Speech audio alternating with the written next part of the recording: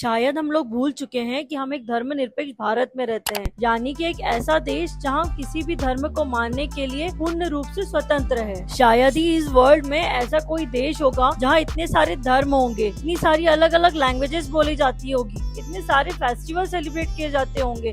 ये सिर्फ मेरे भारत में होता है। अदर कंट्रीज के लोग हमारे कल्चर को देखकर अट्रैक्ट होते हैं और हम लोग क्या कर रहे हैं, धर्म और भाषा के नाम पे सिर्फ लड़ रहे हैं। भगत सिंह, अशफाक उल्लाह खान, सुभाष चंद्र बोस, इनने अपनी जवानी इस देश के लिए और तुम लोगों के लिए कुर्बान कर दी, और बदले में हम क्या दे रहे हैं? कोई मराठी बोलने के लिए लड़ रहा है, कोई कन्नड़ बोलने के लिए लड़ रहा है, कोई बंगाली बोलने के लिए लड़ रहा है। इतनी ही गर्मी है तो जाकर बॉर्डर पे लड़ो। जिन आतंकवादियों ने तुम्हारी बहनों के सिंदूर को उजाड़ा है, उन आतंकवादियों को ढूंढ कर मारो। ऑपरेशन सिंदूर में हमारे जितने जवान शहीद हुए हैं उनका बदला लो। अगर इंडियन आर्मी ये सोच ले कि मैं हिंदू हूँ, मैं मुसलमान हूँ, मैं बंगाली हूँ, मैं मराठी हूँ, मैं सिर्फ अपनी बॉर्डर पे प्रोटेक्शन दूंगा, तो सोचिए क्या होगा इस देश का हाल। मुंबई एक सपनों का शहर है, वहाँ ना जाने कितने लोग अपने सपने पूरे करने आते हैं और ना जाने कितने लोगों को मुंबई ने एक्सेप्ट किया है। वही कर्नाटक के एसबीआई में लैंग्वेज को लेकर झगड़ा हुआ और रही सही कसर पूरी कर दी बीजेपी की नेता ने ट्वीट करके कि आपको कर्नाटका में बैंक चलानी है तो आपके एम्प्लॉय को आपको कन्नड़ सिखानी होगी। और सबसे बड़ा सवाल अब मेरा ये है कि आरसीबी में खेल रहे विराट कोहली और फॉरेनर प्लेयर्स को भी क्या कन्नड़ आनी चाहिए?